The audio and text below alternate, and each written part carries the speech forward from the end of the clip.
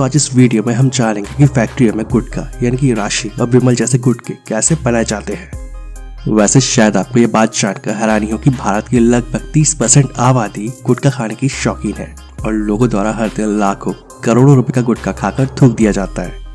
वैसे सभी जानते हैं कि ये हमारी सेहत के लिए काफी नुकसानदायक होता है। अब आपको मार्केट में गुटखा तो देखने को नहीं मिलता होगा क्योंकि अब कंपनियों ने पान मसाला और तंबाकू को अलग अलग पैक करके बेचना शुरू कर दिया है। दोस्तों इसे बनाने के लिए एक जो सबसे जरूरी चीज होती है वो है सुपारी। सबसे पहले पेड़ों पर लगी सुपारी को तोड़ा जाता है। इसके बाद कुछ इस तरह से टहनियों को पटक पटक कर सुपारी को अलग कर लिया जाता है।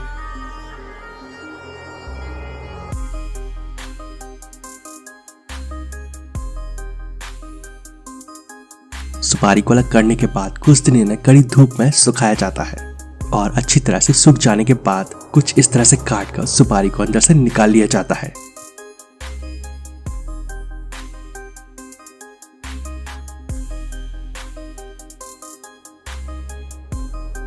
इसके बाद इस सुपारी को अच्छी तरह से उबाला जाता है।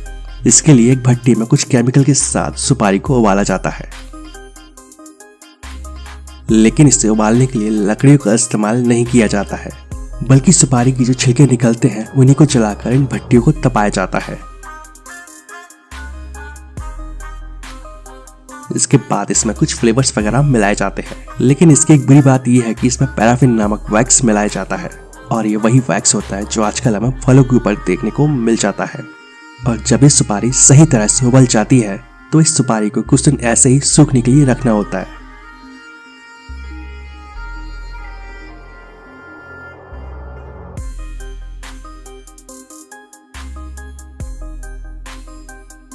इसके बाद इसके छोटे छोटे टुकड़े किए जाते हैं और फिर इसमें कत्था, चूना और बाकी सारी सामग्री भी मिलाई जाती है। अब बारी आती है इसमें मिलाए जाने वाले तंबाकू की।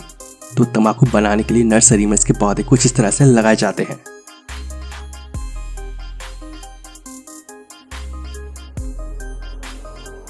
और नर्सरी में जब ये तंबाकू के पौधे तैयार हो जाते हैं तो इन्हें एक एक करके जमीन में रोपा जाता है और जब ये एक लेवल तक बड़े हो जाते हैं तो इन्हें बेहद सावधानी के साथ हाथों से तोड़ लिया जाता है।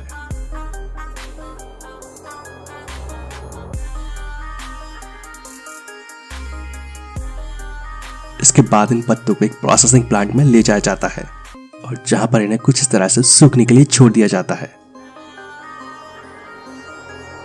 इन पत्तों के सूख जाने के बाद एक मशीन के जरिए इन पत्तों के छोटे छोटे टुकड़े कर दिए जाते हैं। पान मसाला में जो तंबाकू मिलाया जाता है उसे कुछ इस तरह से तैयार किया जाता है। अब बारी आती है इनकी पैकिंग की। तो कुछ इस तरह से इन्हें पैक किया जाता है और फिर भेज दिया जाता है मार्केट में बिकने के लिए।